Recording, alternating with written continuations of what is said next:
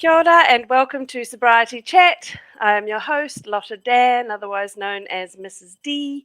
I am the community manager and content creator here at Living Sober.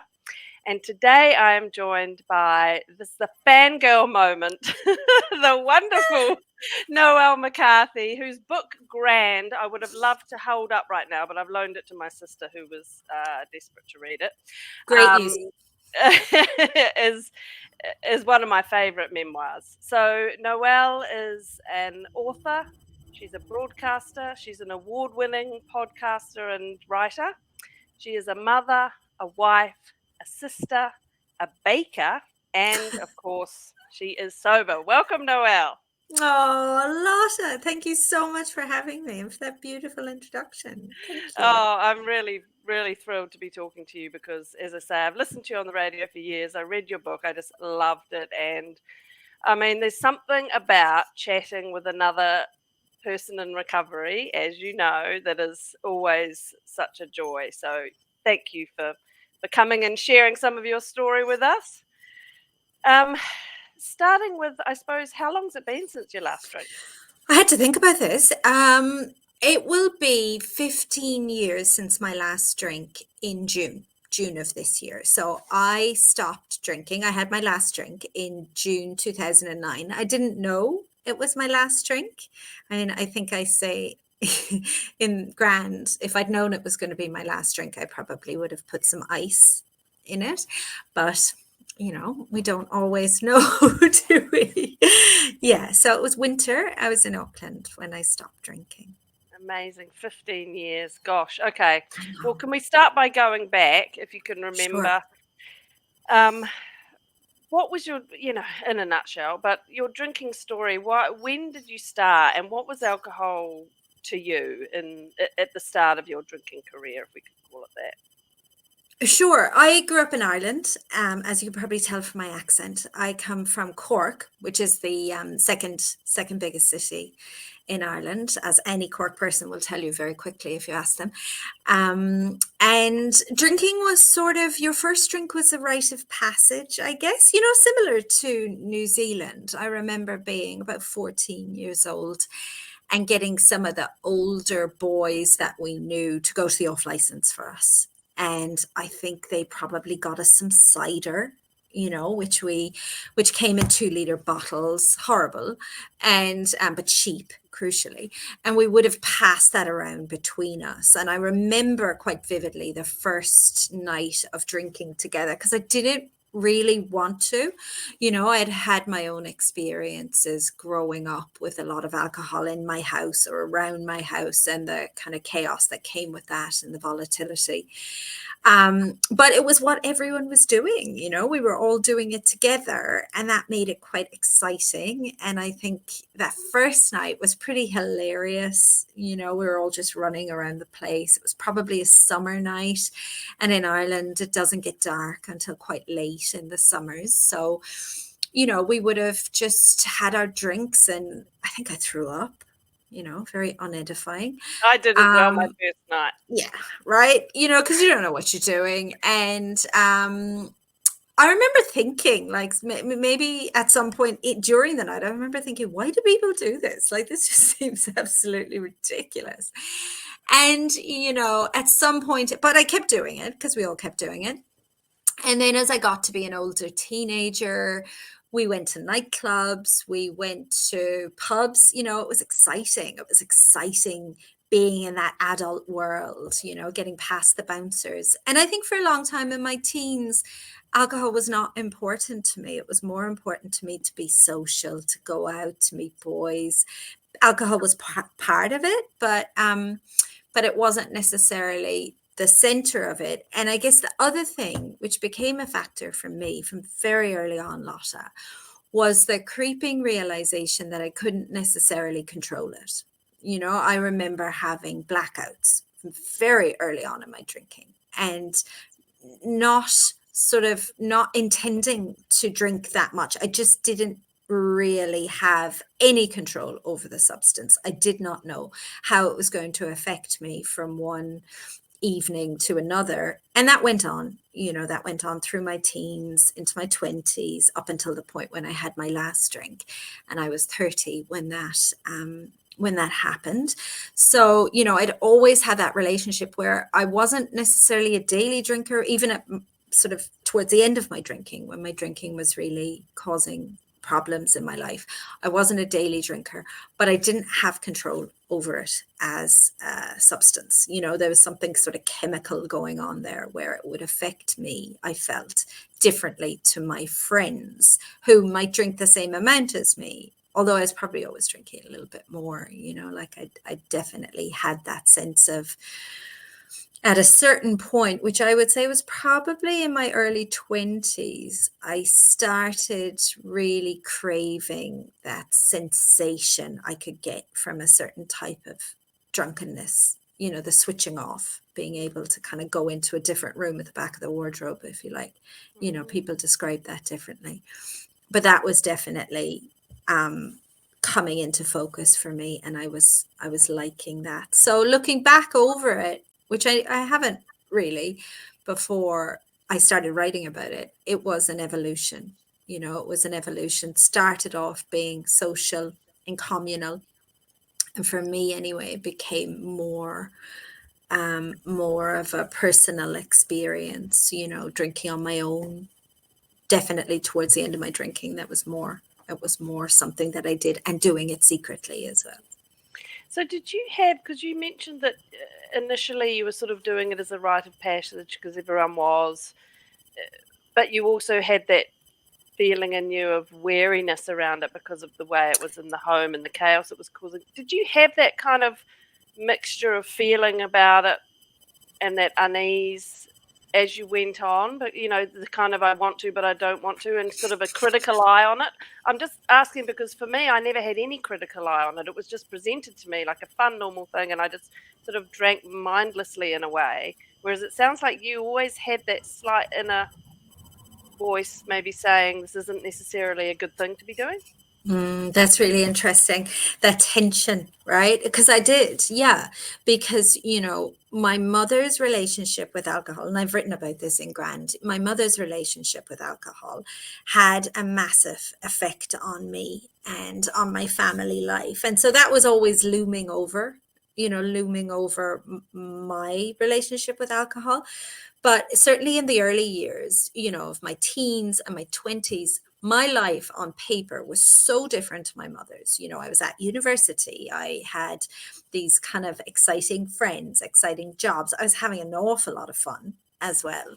And I felt like I was sufficiently different that my relationship with alcohol was different. And I drank fancy drinks. Like I grew up in a city where the Celtic Tiger wasn't there yet, but we had a lot of disposable income, me and my friends. We worked in restaurants, or we worked in clothes shops, and we had a lot of money for the weekends. And, we'd drink fancy drinks, and cocktails were coming in, and Pimm's in the summertime. And, there was that sense of, I was a bit of a wine snob for a while. And so you feel like, well, this is different. This is my story. And so I definitely had that tension, because I would think, Noelle, that this isn't a good thing.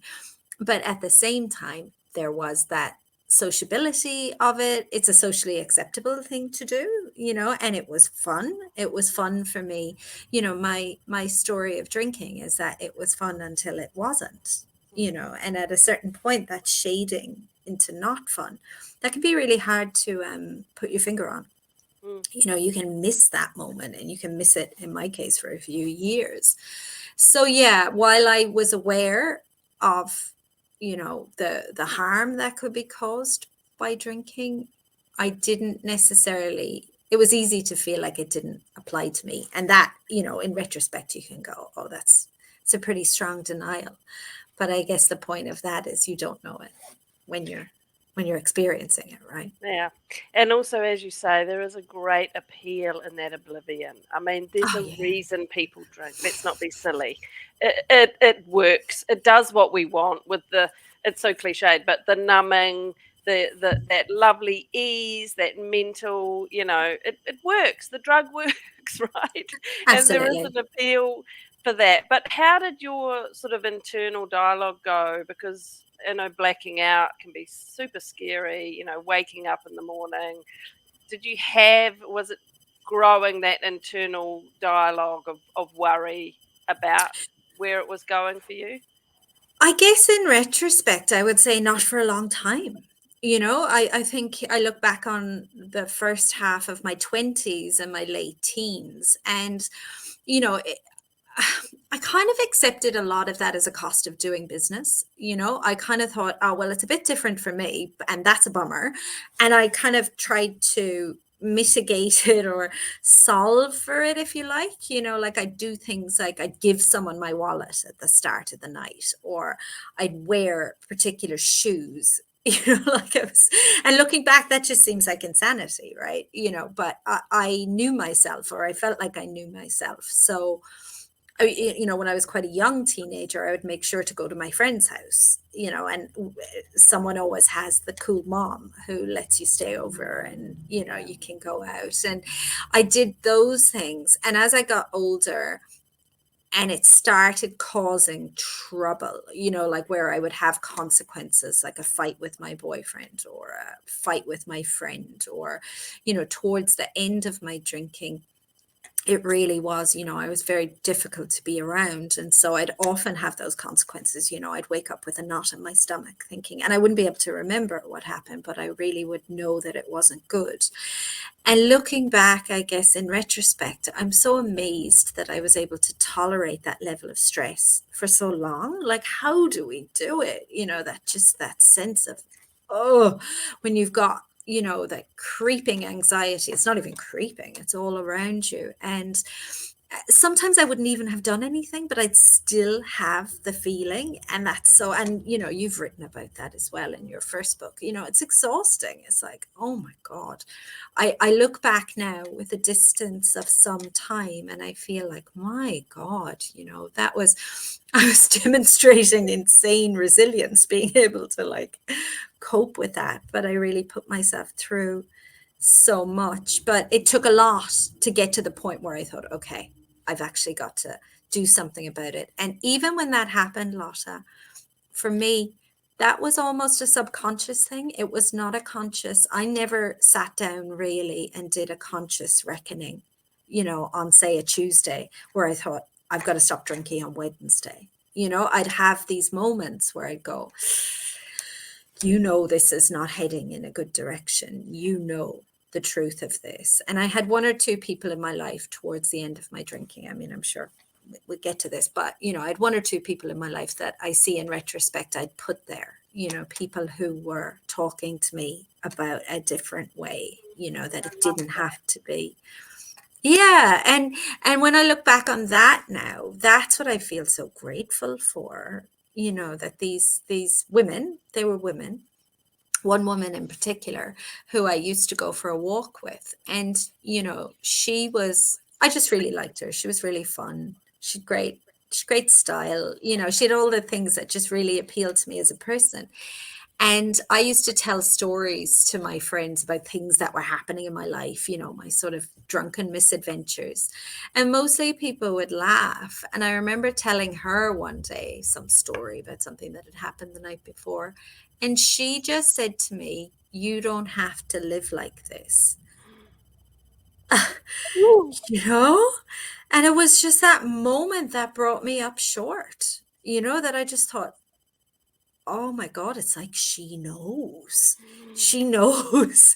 that I don't want to live like this, but I didn't even know. But So was that part of felt, it the fear, because we do live in a mm, world, I mean, it's complex, yeah, incredibly complex, but a big part of the picture is we live in this world where alcohol is so normalized, everyone drinks, and to oh yeah, consider life without alcohol is terrifying. I mean, terrifying. was part of I, it that fear, do you yeah, think? I couldn't imagine myself being a different way, like I was a single woman living in Auckland, working in media, which is a job that there is a sort of an extrovert social aspect to that. One of the great surprises, epiphanies for me in early sobriety was realizing, hang on, I'm actually quite shy and, Yes. a bit introverted. And no wonder I've been feeling all this stress and strain and pressure. And no Yeah. wonder I drank, because actually I just needed something to kind of get me out there. So there's all that stuff going on. I was terribly fearful of, and I built an identity around being a good person to have at a party, being a good person to have some drinks with. So the idea of letting all of that go, I did not embrace that with any degree of enthusiasm initially. Like, I was terrified. But when that woman said that to me, when she said, you don't have to live like this, I guess, it cracked something and brought something out into the open for me. I saw, hang on, there is actually an alternative here. And then it becomes up to me whether or not I want it. And was that close to your last drink? It was close to my last drink. My So last how drink did the last drink happen? If you said it wasn't kind of a point of, because for me it was a yeah, very clear, I'm stopping drinking now. How did yes, that happen for you? that happened. The next morning happened.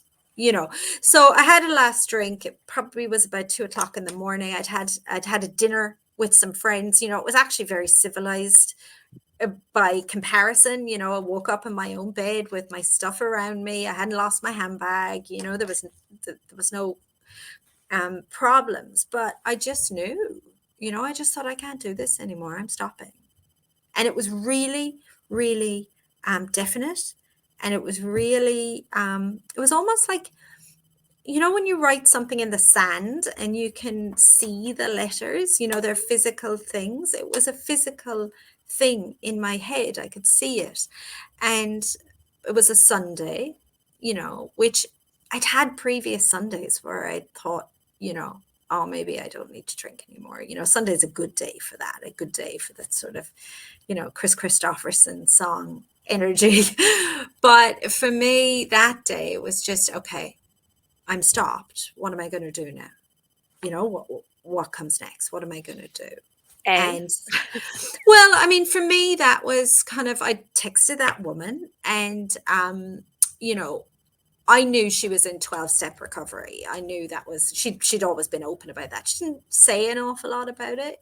She had just said that that's what she did. And in retrospect, I can see she was actually telling me a lot, but she wasn't telling me, if you know what I mean. Like, she wasn't trying to sign me up, because I was extremely wary of being signed up for anything. And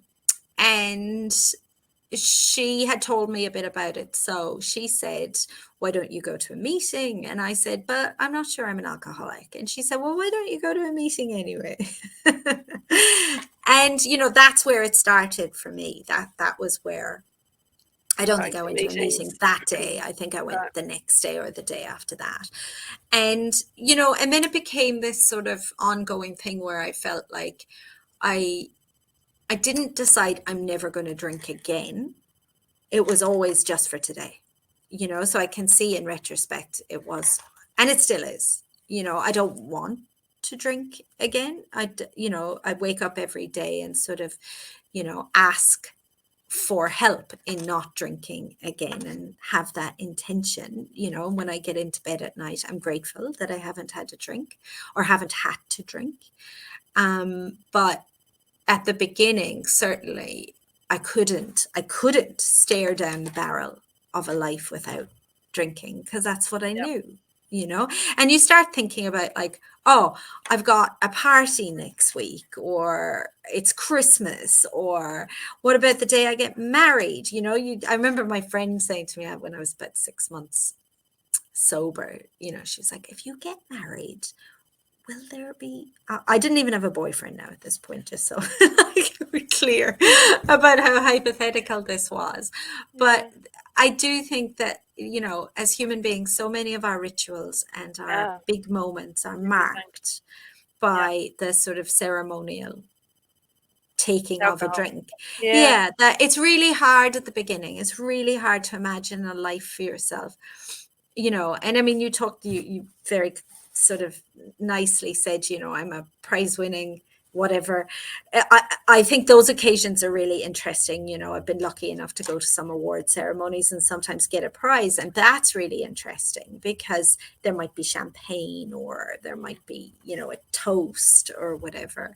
And I guess I'm lucky now that I know how to manage that. And people know that I don't drink. So, they mostly do make the effort to have something else in my glass.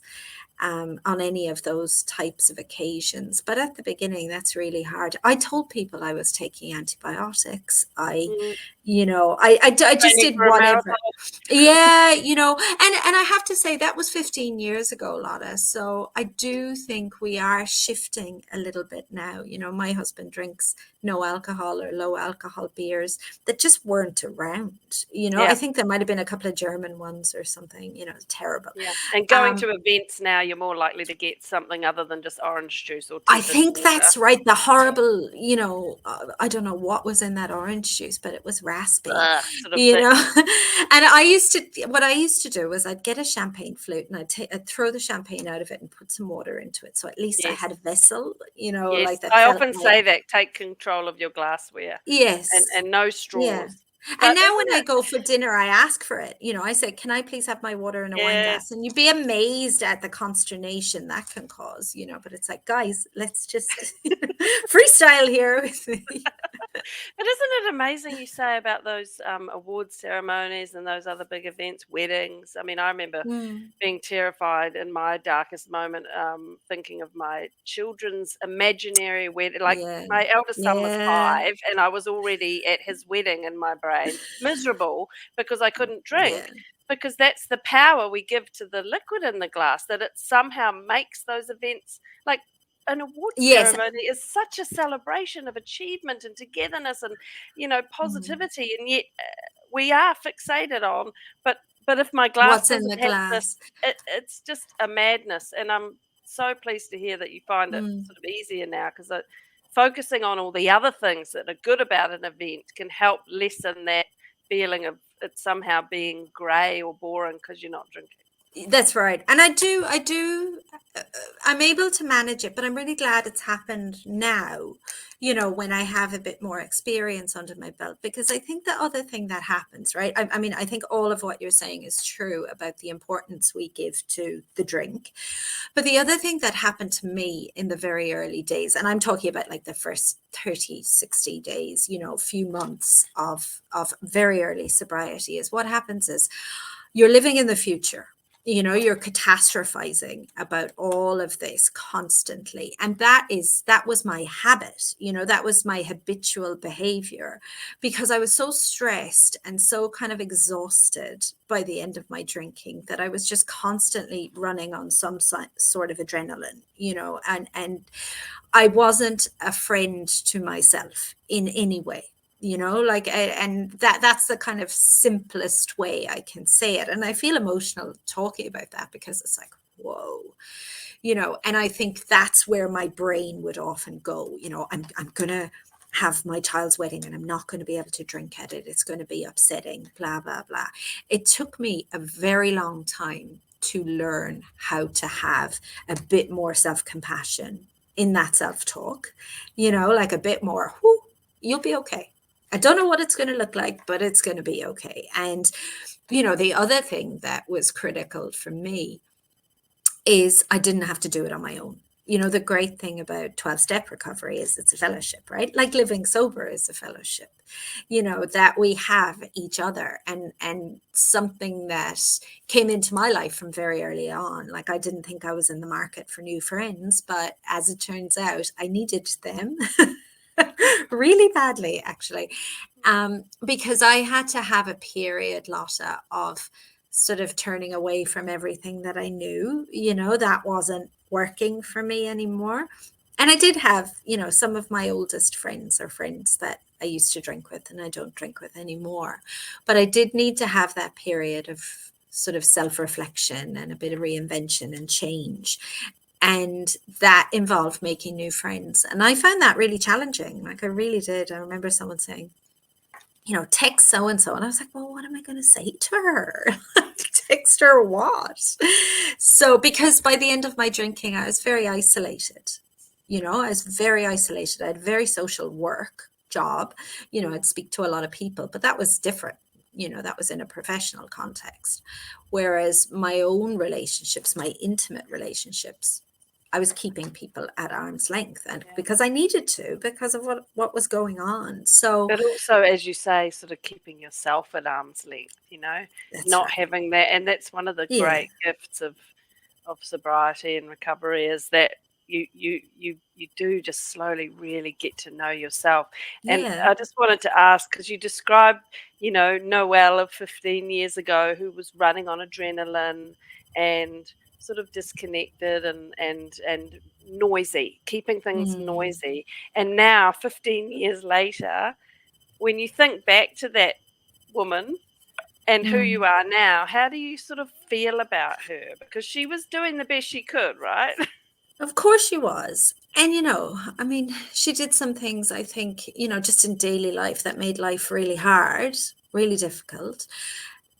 But broadly speaking, I just want to give her a hug, just give her a hug and say, just take a breath, like just take a breath and change, but mostly just take a breath, because, I think life is demanding, no matter what we're doing, no matter what our jobs are or our family situation. A full, deep life demands a lot of us, and we can make demands on our lives as well, can make a claim on life.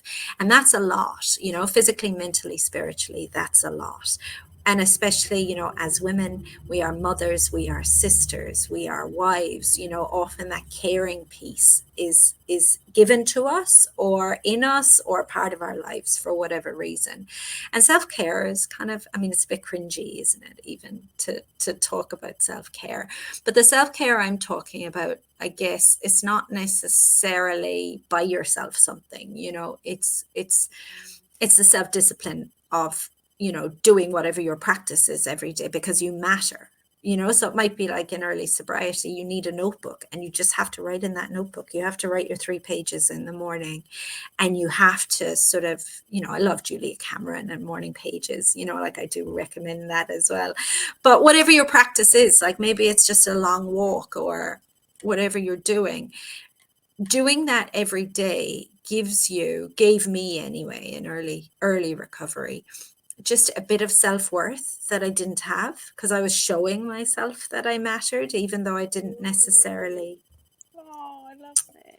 And I remember reading something you wrote about, you had your cup of tea, like, you just had your cup of tea at the school run, right? Like you just have a cup of tea in the car, and it was a nice cup of tea. And, it's just realizing we're worth that, whatever that is, because by the end of my drinking, I really didn't feel like I was worth much, because of how I was living, and because of the fact that I was doing something that kind of fundamentally went against a lot of my values, I think, because when you're drinking kind of the way I was drinking, and I was a binge drinker, not an everyday drinker, so it takes different forms. But when you are drinking like that, you can't really honor your promises, and you can't look after yourself, and there's just not enough hours in the day to do what you need to do when drinking and hangovers take up that much of them.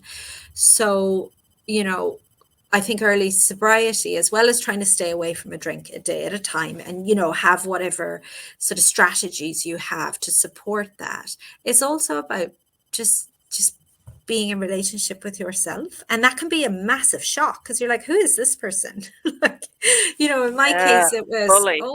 Who's this overthinking, shy, kind of introverted, madly anxious individual who likes Taylor Swift? I was like, what? Do I you? remember, and it was that album Speak Now, which is basically something that, lovely 12-year-old girls listen to. Like, I was listening to that as a 30-odd-year-old woman, just going like, is this me? Is this me? And having to kind of make a bit of space for that person, so who knows? I guess what I'm saying is, you will surprise yourself in early recovery. You will bet on it, count on it. Something is going to happen that is going to make you go, whoa. Yeah, and That's even who I am. medium recovery and long-term recovery, like Oh, every year, 100%. I surprise it's myself all the revealed. time. Yes. And it's having that ability to go, okay, what do I need to do? You know, I have a very wise friend who says, how can I take care of this? How can I take care of myself in this moment? Because we've lost the thing we used to use, you know, Yeah. the alcohol, the drunkenness, and something else has to take its place. It can't just be, I'm just abstinent from that. You know, it has to be something else. And that's why I like recovery, because it is ongoing and it's a process, and, you know, change is possible. Oh, mic drop. Noelle, I could talk to you for hours. I Thank love talking to you. you, Lotta. I Thank mean, you. it's so interesting, isn't it, how different our stories are and how similar. There's always kernels that you can take from another person's tale, and but it is so individual and complex. But I do think for everyone that what happens in sobriety is you do get to know yourself really Yes, well, you and do. that is a gift, because Yes. then you can go on and live your life knowing how to nourish yourself, soothe yourself, stimulate yourself, all that stuff. All those things. Yeah, you have that relationship with yourself, and you know, you will surprise yourself. Like for me, drinking kept me stuck, and I couldn't see it at the time, but you know, one day was fundamentally the same as the next. You know, it did not change emotionally. The pitch of things did not change. Yes. Only the extent of my hangovers, or the extent of my kind of, you know, physical discomfort or self-loathing. Whereas sober, every day is different. Even the days that are all the same are different, you know, because of how I feel every day, and how I'm able to tune into that now, and kind of, you know, and I love that, you know, that's the practice for me of being a human being in the world. And, you know, it helps my creativity. We haven't even talked about that, you know, that's a whole Book other number 2 thing. underway. So excited. I'll put a link to your book in the description Thank here so you. people That's so can find you and nice. your podcasts and stuff. Yeah. You are such a gift, Noelle, and Thank you. this is going to sound cheesy, but I'm so happy that you got sober and Me too. opened up to all that you're sort of giving us, but also how you are and yourself now. It's just wonderful. So thank you for sharing a Thank you, little of your Lotta. story with us and coming on to our little website. Delighted. Yeah. And I just want to say to everyone in the community, you know, especially if you're new, just hold on, you know, like some days are not great days, but that's all right. You know, if you hang on, there's another day. There's always the next day. And you know, it's so brave. Like it's really, it takes a lot of courage, I think, doesn't it? I mean, you know, Lotta. So I just want to acknowledge that courage. Yeah, it's a wild ride, but it's worth it. Yeah. We think All right. so.